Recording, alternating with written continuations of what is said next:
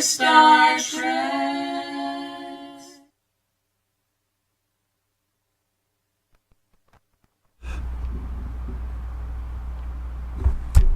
Hi, Star Trek. We're like, I was waiting to get cute, and I'm like, and there were several hands going, and I'm like, are we on? Hi, everybody. We are DreamWeavers StarTrax. Literally today, a little more Dreamweaver than we should Yeah, we're be. a little dreamy. And remember, Dreamweavers run on imagination, helping the world one artist, one story at a time. I am Karen Zai, singing teacher, and this is Ren Zai, acting coach. Oh, yes. Maybe not today he is, and I don't know. He had a little bit of a spacey time last night. So, acting coach extraordinaire, filmmaker, writer, illusionist, best husband on the planet. I just had to say that, ladies. Isn't he cute? And are you The guy gonna set his face on fire once in the middle of a show. He did Yeah, it set was his good. face on fire. But watch him on September 22nd, and you'll see why. You'll see why. He's a crazy person. So we usually start out the show with the tip of the day. And I'm going to go first. Okay, cool. You know why? Because it's all about me. That's why. So Leos. No, it's really about you guys. So being a singing teacher and a singer and a songwriter, I started a few weeks ago. I'm starting at the beginning. Okay, I talked about the 3 things you're looking at when you sing, which is your psychological environment, your muscle memory. I'm looking at him. I don't know why I keep looking at him, except he's cute. And how your instrument works. And we talked about that. And then we talked last week about the 2 parts of your voice. Basically, you have 2 specific parts, your chest voice and your head voice. And we worked on that. We said, hey, and then we went, hey. And some of you guys have trouble with that. So let's start with the dudes. I know, ladies, we usually start with the girls, but we're going to start with the dudes. Dudes, 3/4 of your voice is chest voice. If Hello, hey, what's up? It's on Hey, Japanese. baby. Yeah, that's right. And so, ladies, but you have that too. Okay, so if you don't know what Only your it scares chest, people to death when you do that. Hello. Hello, I could do it the same way. but no, I'm really a girl, I swear. So if you want to access that part of your voice, ladies, and you feel like you're like this and you can't find it, I want you to go like. Okay, this is what I do. What's up, Doc? If you go, That's true. that's my impression, my Bugs got Bunny it. impression. Isn't it good? And you go, Now, not in your throat. If you do that, that's going to hurt you. You want to feel it squeaky behind your nose. So just go, When you can do that, I know I'm making weird sounds. No, I'm That's what I listening. do. I'm practicing. You're going to go, It's called a squeaky door. And we'll deal with that more next week. So I know you're saying, what does it have to do with singing? Everything, people. Everything. So- It'll give you a cool mix. Remember, this is the speaker, but you got to project, Gotta get not your here, air up but and- actually here. It's really cool. So All what right. are you going to talk about, dude? Well, we're going to talk about something I've mentioned a few times. And someone asked, what do you mean by dreaming while awake as a storyteller? So what I mean by that is it's like dreaming at night. Someone tells you, okay, you're going to wake up from a dream. You're a little 13-year-old girl, but you wake up in this movie that all of a sudden you're standing in a UFC ring looking around really quick, and there's this big 300-pound guy with a beard running at you. And all of a sudden you look up at the monitor and you are a 300-pound guy with a beard on you, but you're really a 13-year-old girl. Now, if that part you had to play, you'd go like, oh, okay, that might be a little rough. I have no experiential understanding of that. Yet you could go to sleep and dream that, and you would deal with it as it happened. The thing I try to teach people is remember, that is $1 trillion studio of imagination you have in there. Don't spend $20 on a picture that's kind of gray and faded is the thing that you want to react to. Make a movie. You can make a universe in a few seconds. It takes Hollywood a lot longer than that, so you dream up through your 5 dream senses, seeing, hearing, smelling, tasting, touching. And what you do is, if you're going, okay, I don't feel the part as much, then look carefully. You're probably not making a powerful enough movie to see, to react to, so that you have this incredible, powerful, natural reaction that the camera picks up. And remember, never separate the audience or the camera in your head. Just stick to the story. Remember, we serve a story that serves an audience, or it's really hard to pay the bills here. All right, cool. Wow. What's happening now? What's happening now? What's happening? All right, today we're going to do something very spiritual. We're going to introduce to all of you something you need to understand. Next up, Tommy Lama. DreamWeavers DreamWeavers StarTrax. DreamWeavers StarTrax. DreamWeavers StarTrax. DreamWeavers StarTrax. DreamWeavers StarTrax. DreamWeavers StarTrax. DreamWeavers StarTrax. Om, baby, om. Oh, wrong fingers. Om, baby, om. I give you Tommy Lama. Om Shanti Om. Om Shanti Om. I love it. I love it. and Mr. Lama. Can I call you Mr. Lama? Yes, you may. Mr. Mr. Lama. When did you know that this was your calling? It was when I was meditating in the landfills of New Jersey. Ah, the landfills in New Jersey. That's where it happens. No wonder I keep my God. missing it. Now known as the Meadowlands. Yes. A figure appeared before me, Yes. the great Maharashi Yamaha Suzuki Toyota, and told me I need to atone for my past. I was an exterminator, a pest control technician, O-M. a lady Gee. killer, and A lady. and I've killed many vermin in my life, I'm ashamed to say, and I had a fumigation accident. A fumigation accident. Fumigation accident in a bodega. Oh, accident in a bodega. Yeah, in the Okay. bodega. It was a terrible mess. It was a tragedy on site. I'm on my mission to kill vermin. It's killed them. And as I was in the hospital, the apparitions of all the vermin I've killed appeared before me. The rodents, the cockroaches, even the maggots. And they said, repent now, repent now. So I got a second chance in life through my near-death experience. Yes. And I decided to use my powers for good instead of evil. And so now I preach the gospel at the Tropicana, Las Vegas, wherever I go. Even when I'm on vacation, I'm talking. I mean, I started humbly. I started first at the Exxon stations. At the Exxon Yeah, station. that's curious. Yeah, where did you, when you were a little Exxon kid, how'd stations, you get in this direction? Shell. They moved up to Shell.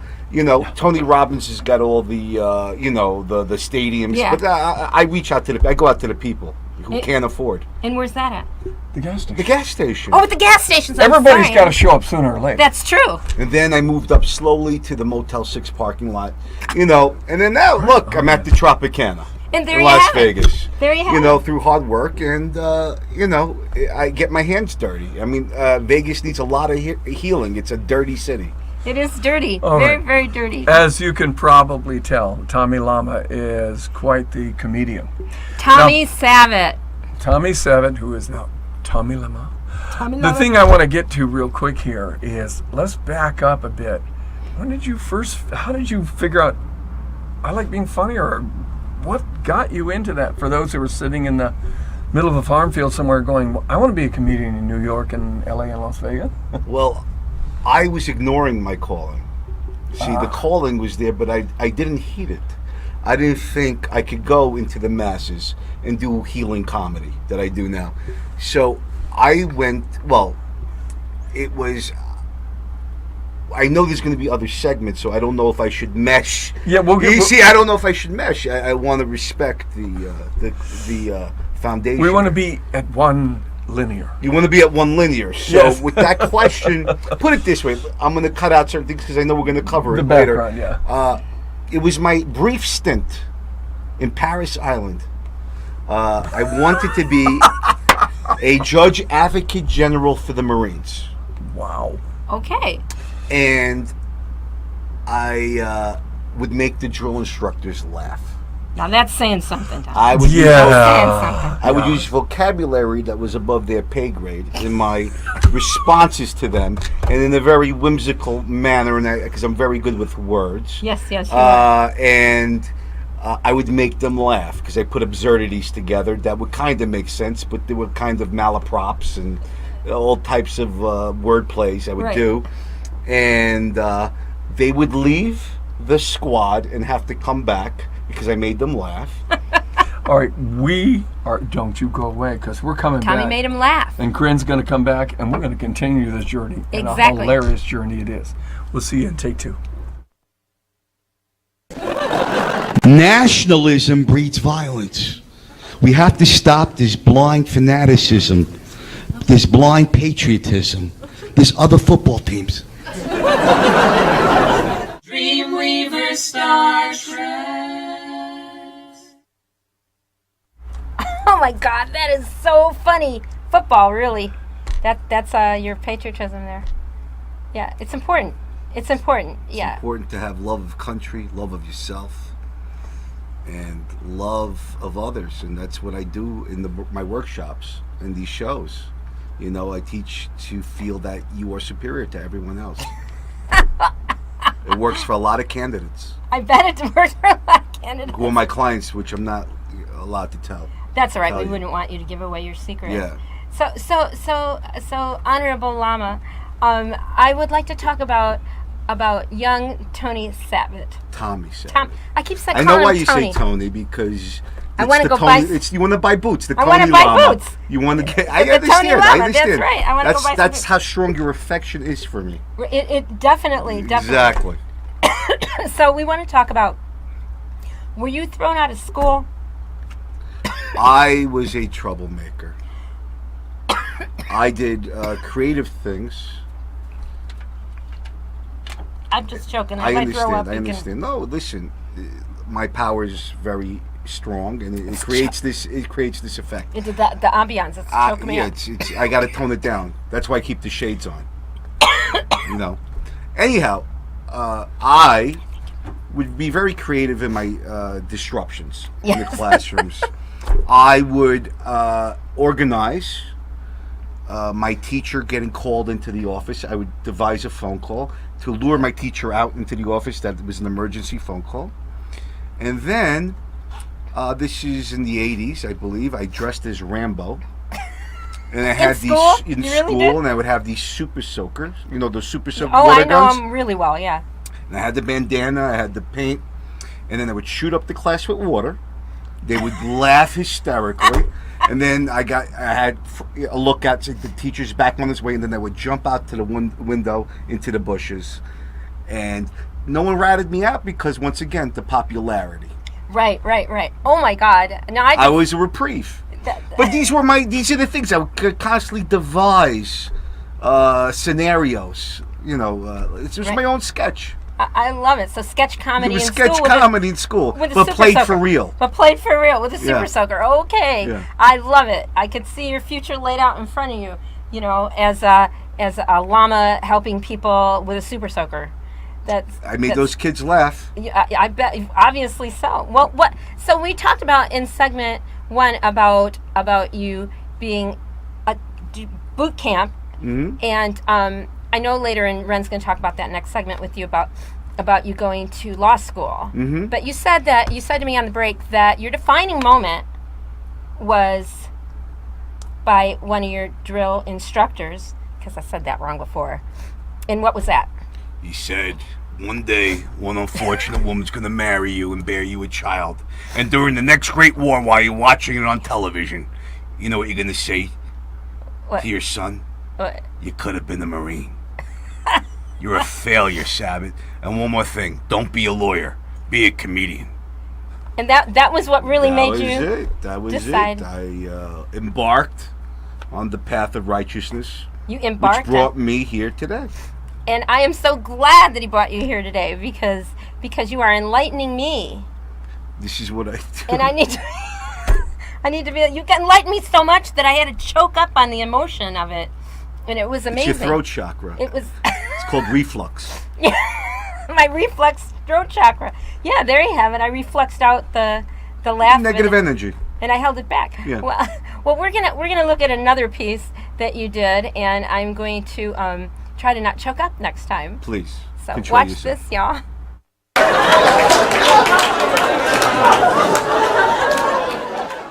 God speaks English.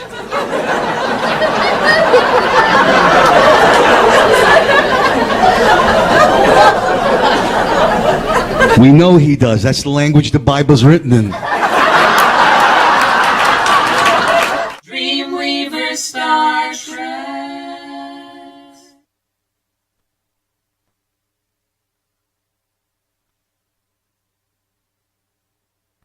We're back with. No, you're not. We're not back. We're now doing 21 seconds. I am back.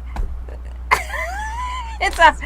Hey everybody, how you doing? We're back with, well, the venerable Lama must think that I'm a total idiot, which I'm not. I'm just old. But so we're back with the amazing Tommy Lama, and I want to ask him a couple questions in his venerable knowledge. If there is a young person out there that is getting thrown out of school for using super soakers, and he's somewhere out in the wastelands of Minnesota or southern Illinois, I know that because that's where I'm from, and they want to become a venerable comedy Lama, what would you tell them to do to get started? Well, clearly if you're a child or a kid or a teenager acting out, that means you have powers, superpowers that you don't know how to control. Like Cyclops, he knows how to, without the glasses, the laser beams shoot everywhere. It sure does. But once you mature and you know what to do with these powers, you could devise a visor and be very precise with your beams. So those that act out have all this energy and have all this talent, and it's not focused. They don't know what to do. They're young, they're immature. And then once they realize what they're good at, maybe writing or whatever it is, whatever they want to pursue, then they channel it. They won't be acting out so much. It's like methadone. I love it. Okay, kids, so don't do methadone, but learn to channel that comedy and look at it, if I'm interpreting what you're saying right. Yes. Look at it and take all the stuff that you're getting in trouble for and look at it as a way to focus your future. Absolutely. Make puppets. Do what you want. Make puppets. Make puppets. Puppet shows. Puppet shows. Why not? Socks. Socks. With holes Whatever in you it. want to do. Yeah. Do something. And then watch. You channel that energy, you're not going to have time to misbehave. I love it. But you'll still be funny. You're funny. That you don't lose that. Right. Funny is funny. You know? So let me ask you this.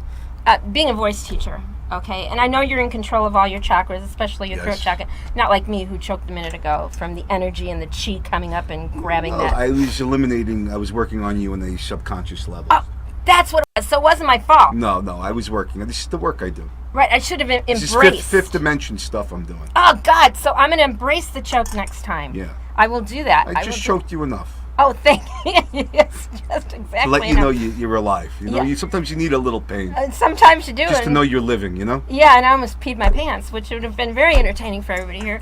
So being a voice teacher, I always like to ask my lamas and in my kempos. I know you have to talk a lot, and you're from Brooklyn. And in Brooklyn, kind of talk a little like, yo, in Chicago too, we talk like this, kind of up here, and it's what I covered in the tip of the day today. So do you ever lose your voice? Do you do something special to make sure that you can speak to the masses and enlighten them without losing your voice? Nah, I'm a slob like that. I don't do anything. You don't do- Sloppy. No training, nothing. A slob. So I'll probably lose it because I'm not taking care of it. But I have yet to lose it. It's one of those, it's like Babe Ruth. He didn't work out. he sure did. He didn't work out. He just went up there, ate his hot dog, had a beer, and went and hit. Maybe if he would have worked out, he would have lasted longer. Maybe Right. he had another, he would have had more longevity. But he went up there and he did his job, and I'm a slob like him. Yeah, but you're a slob that really has control of the chakras, or I wouldn't have choked like that. Right. Well, he had control of the bat, right. and he still did it. But once again, my time may be short-lived. That's what I'm trying to tell you. I don't think so. I think the Tommy Lama is going to be with us for a long time, and we're going to be back in a few minutes and have Ren not choke on camera and talk to the amazing Tommy Lama. I have 3 minutes left. I have 3 minutes left. Well, let's talk about. I have 30 seconds left. You can't. What can I say, people? What can I say? Hopefully you like me and you're forgiving me. My trespasses is the Tommy Lama forgives everybody, including me. So am I ready now? 10 seconds. So let's stretch. So what would you like to say to everybody in 9 seconds?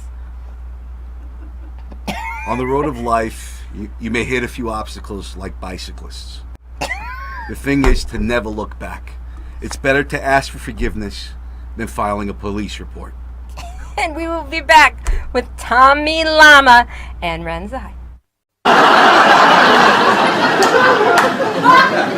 went to Brooklyn Law School. I graduated in top third of the bottom third of my class. I mean, who would you hire for a lawyer? Someone who doesn't know what you're going through? Or someone who's been arrested? DreamWeavers StarTrax. Okay, welcome back to DreamWeavers StarTrax Storytellers, and we are with Tommy Lama. And we had followed last point that his major influence to change his career choices was given to him by a drill sergeant, which is pretty cool. Instructor, The Marines yeah. will get angry. That's true. I'm Army. Sorry. Using an Army term. Sorry, guys. I'm not telling you my address. Okay. All right. So what happened? Then all of a sudden, you went ahead and you actually finished law school, right, and became a lawyer? Yeah. I'm licensed in New York and Connecticut. Wow.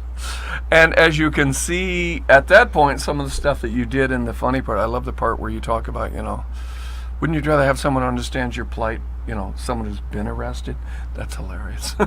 So, with that in mind, so you're in law. How did you get into comedy? So during my second year of law school, after the impetus of the drill instructor telling me to become a comedian, I would go attend school, and at night go to the comedy clubs in New York City. Oh, wow. And that's how it began. And then I closed up shop practicing law. I primarily did real estate law. Okay. Where I had my own office, which is unheard of. My life is a lot of unheard of things that have happened. Gotcha. I had my own practice right out of law school, which doesn't happen. Wow. I had a business. Okay. And my clientele were Asian. Okay. Asian real estate. Cantonese speaking and Mandarin speaking. So did you? And I was the Great White Hope. Good luck. Okay. So you actually had a legal practice, had all of that, but then you evolved and started doing the comedy clubs, and all of a sudden you realized this was you. And then I closed up shop. Wow. That's once a again, risk. now I was also a pest. See, during college, I was a pest control technician. So that's Right, a true discussed thing. earlier. So I went through a lot, and so I closed up shop and traveled the world 10 times over. Been to Afghanistan twice. Wow. Done a lot of stuff for the troops, and performed in prisons, performed everywhere. Wow. Done it all. That's some actually virtuous performance. That's excellent. Yeah, because trust me, over in Afghanistan, any laughs is a rare thing, I'm assuming, at this point. They're the best. By the way, like, people ask me what was my favorite time performance for the troops, especially in the FOBs where they're getting missiles launched at them. Yeah, that's a lot of fun. Yeah. So those men really could use the reprieve. Wow. And women. Yeah, and the thing with that, so when you would go do the shows, their response is just incredibly strong. I bet those people were dying for any reason to have a laugh in their life. Absolutely. Wow. And what you're doing is... Oops, that was a bad pun. I don't mean dying. Sorry. No, what you're doing is you're bringing a piece... He has a powerful influence on us. You're bringing a piece of Americana back home to Right, them. right. You bring home comfort. Right. And that's what you do. Exceptional work. So, lawyer into comedy. So Yeah. we got that part running there. And then you started doing clubs. So you were back east at the time. So when did you decide?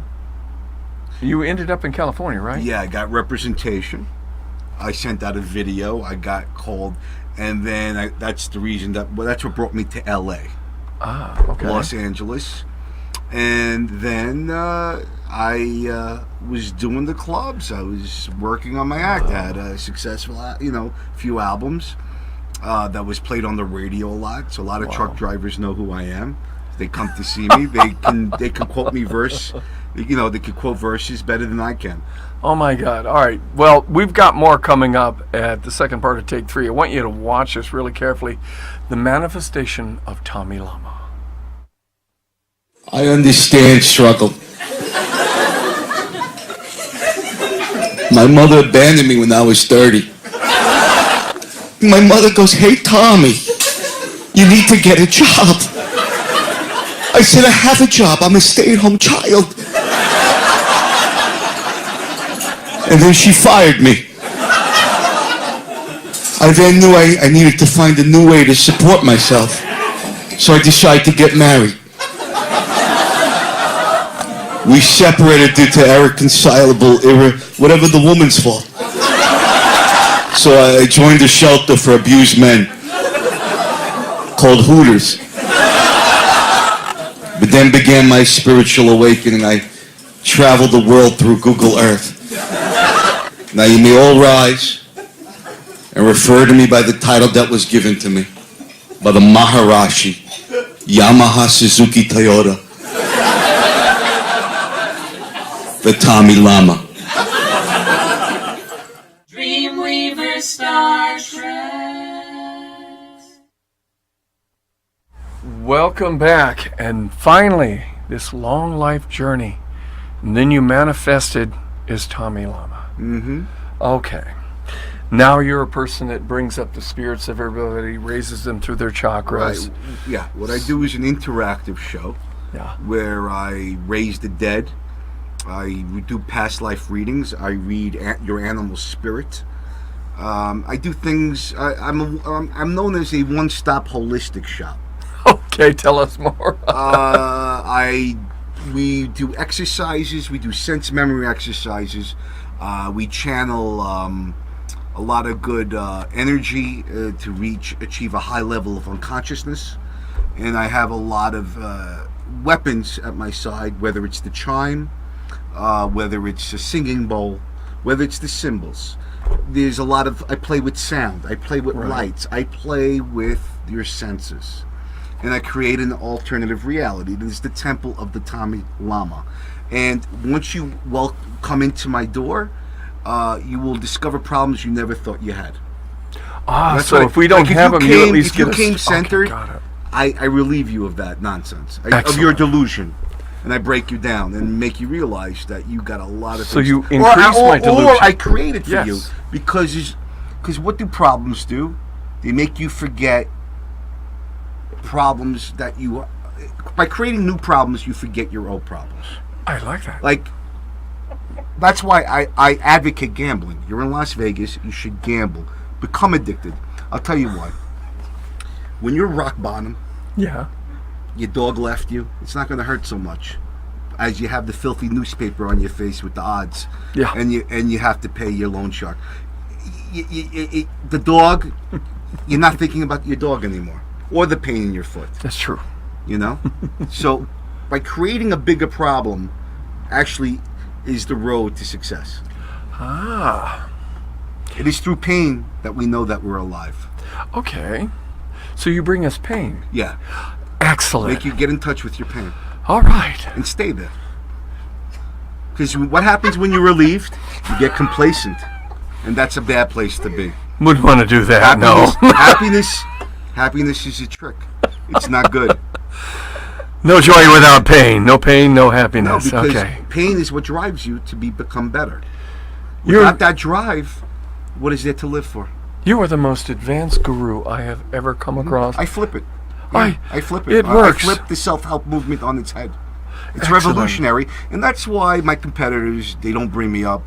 They don't talk about me in the news. All this stuff. There's a conspiracy because I'm dangerous. I'm a marked man. Like, it's not easy. Like, I come here, I have to look both sides of the street when I cross. So you have to watch out for ninja llamas. No, my competitors they don't appreciate what I teach because it's much cheaper to see me. That's true. Right? That's true. You know, Tony Robbins has you walk on coals. That's wimpy stuff. You know, I have you walk on the sands of Coney Island. You are such a great guru. this is why we need more of Tony Lama. Tommy Lama. Tommy Lama. No, but you see... No, it's the shoe store. Okay, folks, I did it again. Now, your moment's coming up, and we have a lot of questions coming from you, and it's a disease. He really can influence your mind. See you in a few. DreamWeavers StarTrax. DreamWeavers StarTrax. DreamWeavers StarTrax. DreamWeavers StarTrax. DreamWeavers StarTrax. DreamWeavers StarTrax. DreamWeavers StarTrax. We are back with the amazing Tommy Lama, and you need to hear this, and we have your questions that will awaken you to exactly the radical you need to become. So before we get started, Yes. let's find out from Tommy, where exactly are you performing? Yes. Right now, because my energy is constantly changing, but as of this week, I'm at the Tropicana, All right. the Tommy Lama show, which I don't know when this is airing, but Right now. Yes. now it's live. See, I like to not be attached to the material world. I That's why understand that. I never did the research when it's airing. There you go. So, tonight at 7 p.m., Thursday, tonight, 7 p.m., Friday, 7 p.m., Awesome. Saturday, 5 p.m., Sunday, 5 p.m. And like then it. you're going to take a little break. Yes. And then when Rejuvenate. you rejuvenate, which is always proper, got to go inside, outside. When will you be returning to Bless Our World again? October. October. All right. Very, very October. cool. And we're going to be Well, there who Sunday. knows where? Who knows where? Yep. And keep an eye out, look up that everyone. TommyLama.com. That's right. And for those who are interested in being blessed and cleansed with phenomenal chaotic humor, down at the bottom of the screen you will see how to contact this great Lama. All right, now we have right. questions. Yes, Your sir. turn. You guys. do. All right. So we have a question from Bethany, who's from Denver, Colorado. And she says, as a comedian, how do you come up with your material? There are voices that talk to me. Now, people will say that this is a mental issue. You could say what you want, but I listen to the voices. You just talk. I do nothing. I just repeat what the voices tell me. And I channel it. That's what I do. And basically, my voices know that I have a theme show. And these voices help me hone my act so it's consistent to the message I'm giving. Because random jokes are not good for a show. They're just funny jokes. So your personality has to come through. The jokes have to represent who you are to be consistent. Otherwise, you could read it out of a joke book. So Okay. it should be individual, like a snowflake that you are. Wow. That's a Very cool. beautiful answer. All right, what do we got? So Sebastian from Florida would like to know, did you have to have training to become a comedian? This is the only sport where no training is required. The training that you do is by doing. You can get, by the way, you could be coached. I had a mentor. Like, there's nothing wrong with looking up and anything. When you're becoming a lawyer, you are apprenticing, or a doctor, you're doing an internship. So you learn. Yes. So I believe in coaching, but there's veterans that could give you sage advice and save you a lot of time. So absolutely. But the best way is by doing. Wow. Getting I like up that. there. Very cool. Okay, Yeah. Young Comics. Very important info. Absolutely. That's amazing stuff. All right, so Mason from Utah says, I've seen people heckle comedians before. Do you ever have to deal with them, and how do you handle it? Okay, well, heckling could be a godsend because it brings spontaneity into the audience, and nothing's gonna, no matter how carefully crafted your jokes are, it's never gonna get as big a laugh as something that comes off live and quick. So there's different types of hecklers, but with a good-natured heckler, and they are good, they just want attention, they're not there to throw you off. Don't think, just react, and whatever comes out, don't think, Just say whatever comes to your mind, and 9 out of 10 times you're going to score. You just have the confidence to come back. Don't let it throw you off. Use that energy, and it creates a dynamic, and you may be very good on your feet, and you may want to work the crowd. Now, the drunk hecklers have to be removed. And that's what the bouncers are there, or the doormen are for. Sometimes that doesn't happen, unfortunately, in bars and stuff, but yeah, good luck with that. There's no solution to that. Not known to man other than excavating them from the premises. The pest control thing. Yes, they have to be excavated, because doesn't matter how smart your comebacks are, you can't, a drunk man doesn't process it. Right. And the bachelorette parties are the worst. The worst in the world. The worst people in the world, by the way. All comedians, I'd rather perform for a biker gang. I'll get more respect. Bachelorette. Okay. What do we have next? That I've was never beautiful. heard that before, Tommy. Good. The worst, the biggest enemies. Okay, sorry, bachelorettes. I'm not doing your shows. Okay, that's it. Okay. So Addison from Ottawa, Canada says, "Wow, what a journey. Were you really a lawyer? And how did you come up with the name Tommy Lama?"